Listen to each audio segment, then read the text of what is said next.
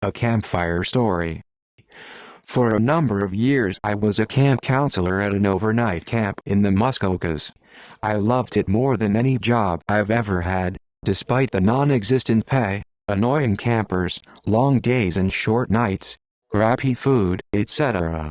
For one, I got to tell as many scary stories as I could sputter out. There was nothing better than hanging around a dying campfire with a bunch of junior high kids who were demanding the scariest, most blood-curdling tales I knew. And I told them all.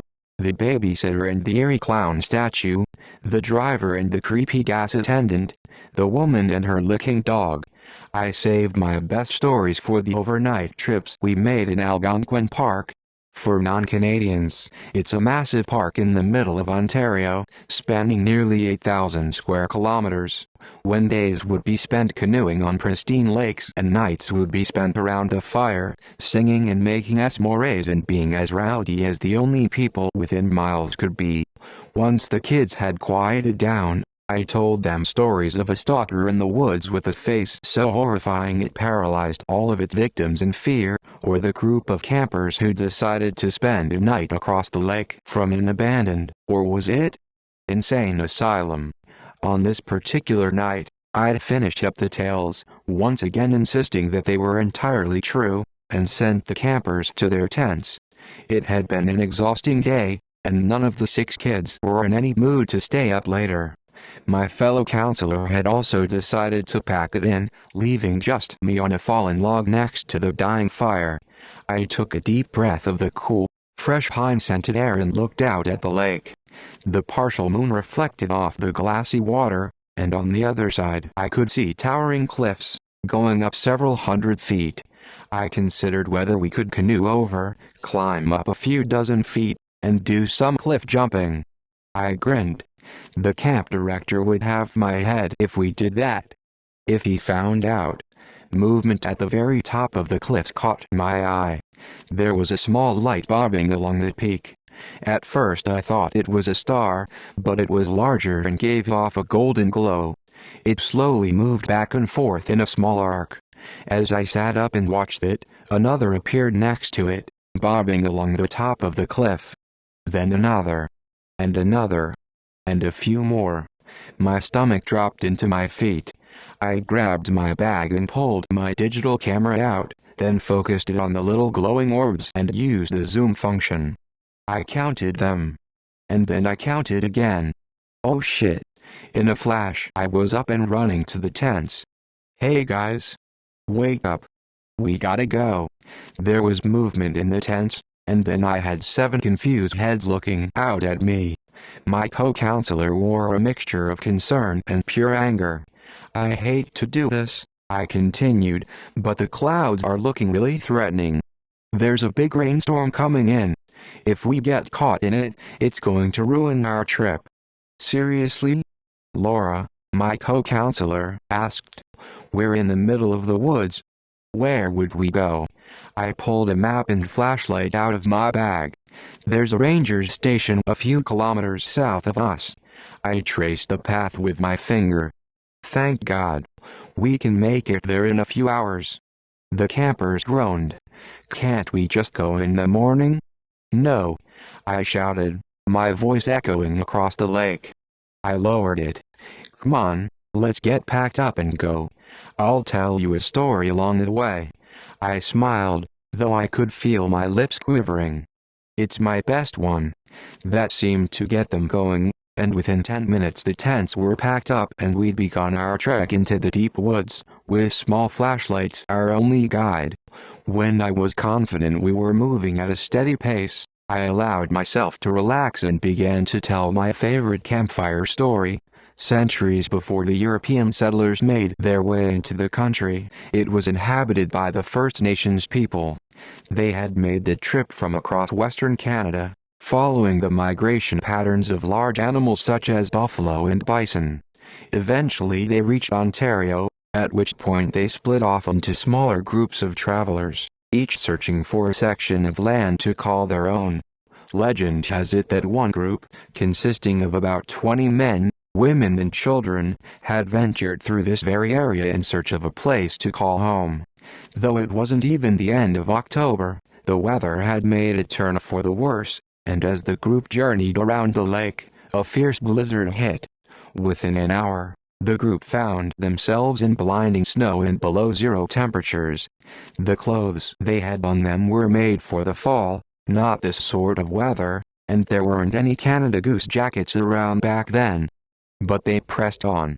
They didn't have any other choice. Night was falling as they reached a cliff bluff, which towered over a cold, choppy lake. There was no stopping for this group. They'd die if they didn't make it past the cliffs. But with darkness setting in and the snow falling even harder, visibility was almost non-existent. So one of the elders had an idea. Using the little kerosene they had left, he lit a lantern for each of the travelers and had them carry it in front of them, not so that they could see the cliffs, but so they could see who was in front of them, allowing them to all follow each other across the narrow bluffs. With the strongest of the men leading the way, the group began to cross the cliffs. The freezing, wet snow soaked every bone in their body. The harsh wind chilled any exposed skin and threatened to push them right off the rock. Their path was no more than a few feet wide, and would have been slippery to even the best of hiking boots, let alone hand-fashioned moccasins. Slowly, painstakingly slowly, they made their way up the cliffs, praying that whatever lay on the other side could shelter them from the intensifying storm.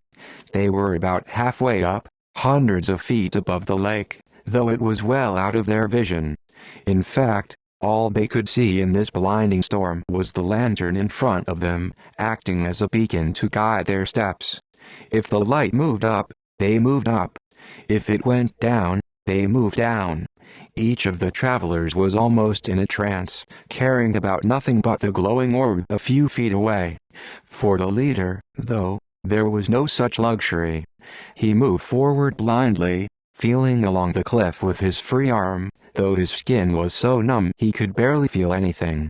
As the path wound back again, he made a misstep and lost his footing, just as a gust of wind blasted his back. He desperately grasped for the hold, but his frozen fingers couldn't get anything. With a terrified scream, he slipped off the cliffs and fell into the icy black lake. The rest of the party didn't see him fall, of course. All they saw was his glowing orb dropping away from the bluff and disappearing in the darkness. There was no time to mourn. They continued on, but the storm was worsening. After another minute, one of the children, his body unable to withstand the cold, dropped away, his lantern glowing until the choppy waters put it out.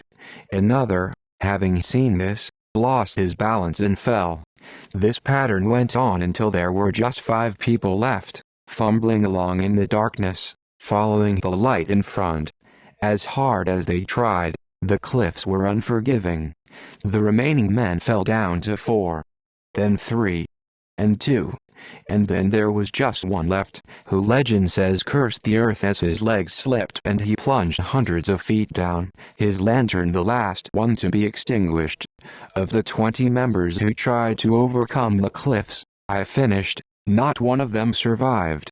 They say that sometimes, when the conditions are right, you can see the orbs along the cliff, symbols of the lost travelers who will never find their homes. As the story ended, leaving the campers in an eerie silence, I saw lights up ahead. A wave of relief poured over me.